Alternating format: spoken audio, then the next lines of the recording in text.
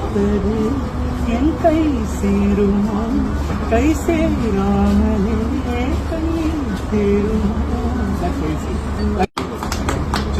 Ajit. That was wonderful. Okay.